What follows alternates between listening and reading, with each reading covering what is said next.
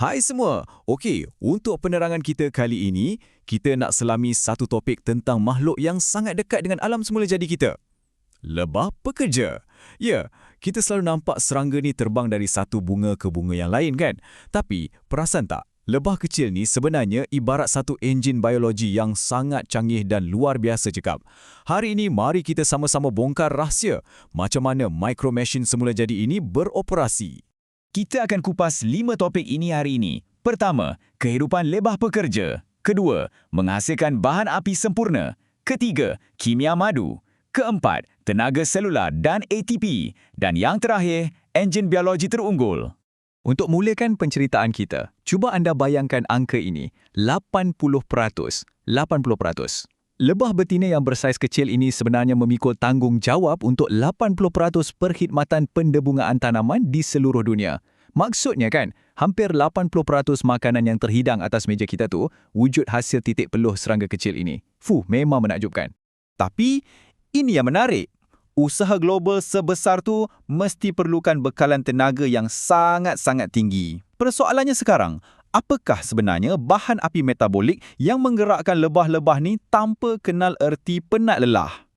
Bahagian 1. Kehidupan lebah pekerja.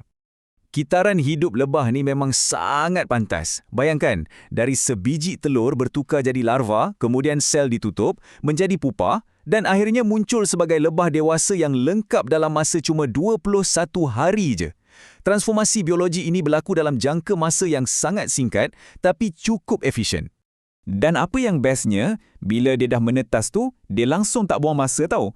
Kehidupan diorang ni memang sangat teratur dan boleh dijangka. Hari pertama dan kedua, dia mula dengan tugas mencuci sel. Lepas tu, masuk hari ketiga sampai ke-12, dia bertukar jadi lembah juru rawat pula. Hari ke-13, dia mula hasilkan lilin. Dan bila dia dah betul-betul matang, barulah dia keluar sarang sebagai pencari makanan.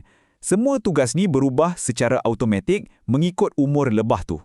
Tapi gaya hidup diorang ni berbeza gila bergantung pada musim. Contohnya, lebah musim panas. Diorang ni kerja keras kat luar cari makanan berdepan macam-macam risiko. Jadi jangka hayat dia cuma dalam 2 ke 6 minggu je. Sebaliknya, kalau lebah musim sejuk, jangka hayat dia sangat panjang, boleh hidup sampai 20 minggu. Sebab apa? Sebab dia selamat je berkelompok rapat ke dalam sarang tu dengan satu misi utama, kekalkan suhu badan sarang. Bersembang pasal suhu ni, lebah sebenarnya berdepan satu masalah kejuruteraan yang rumit. Sarang tu mesti sentiasa berada pada suhu asuhan yang tepat, iaitu sekitar 34 hingga 36 darjah Celsius. Jadi macam mana lebah panaskan kawasan tu? Diorang guna teknik penguncupan isometrik.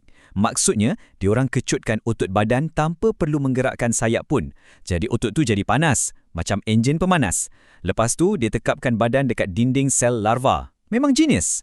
Bahagian 2. Menghasilkan bahan api sempurna. Okey, untuk panaskan sarang, mestilah lebah perlukan sumber tenaga yang kuat kan? Di sinilah proses biologi yang sangat menarik ni bermula. Lebah pekerja ambil nektar bunga yang cair tu, lepas tu diorang pindahkan nektar tu dari mulut ke mulut lebah yang lain.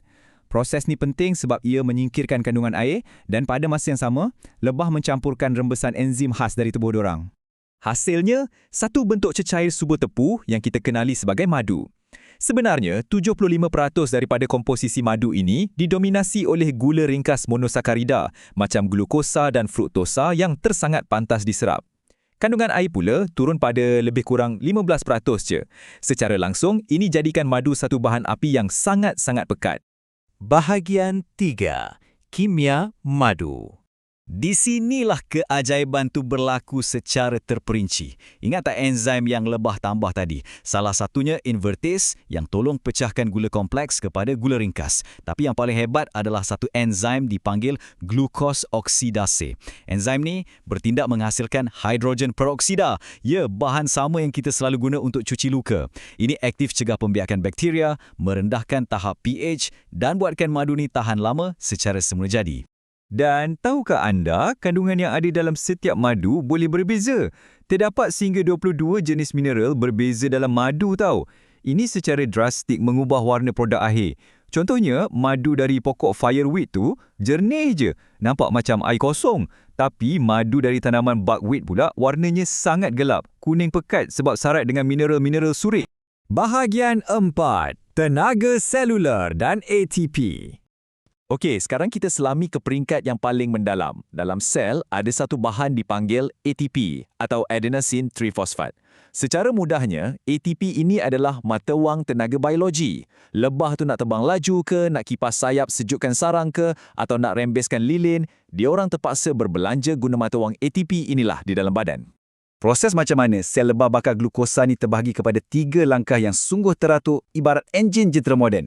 Ia mula dekat sitoplasma di mana proses glikolisis menukar glukosa jadi piruvat. Kemudian masuk ke tahap kedua, kitaran asid sitrik. Dan akhirnya, di kilang mitokondria berlakulah fosforilasi oksidatif untuk cipta ATP itu. Sesuatu yang betul-betul genius tentang tahap kedua ni iaitu kitaran asid sitrik. Tindak balas kimia itu bertindak seperti exhaust haba. Ia menghasilkan haba eksotermik secara langsung tau. Maknanya pada musim sejuk, lebah tak payah susah-susah nak bergerak secara fizikal untuk memanaskan badan.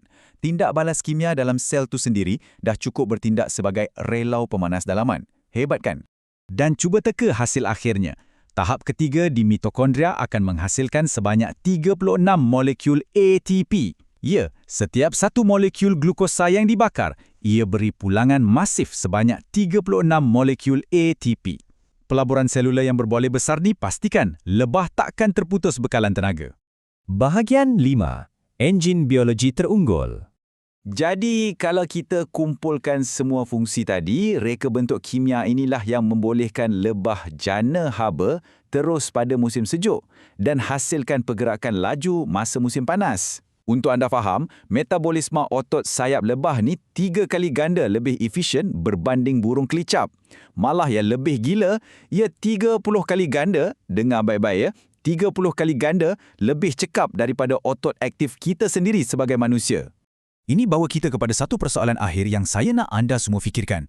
Jika makhluk yang sekecil lebah pekerja ini mampu mencapai tahap kecekapan fizikal yang tak masuk akal tingginya melalui kimia semula jadi semata-mata, apa lagilah teknologi tersembunyi yang kita boleh pelajari daripada seni bina biokimia di dalam sarang lebah? Sesuatu untuk kita renungkan. Terima kasih semua kerana bersama saya dalam penerangan kali ini dan teruskan sifat ingin tahu anda.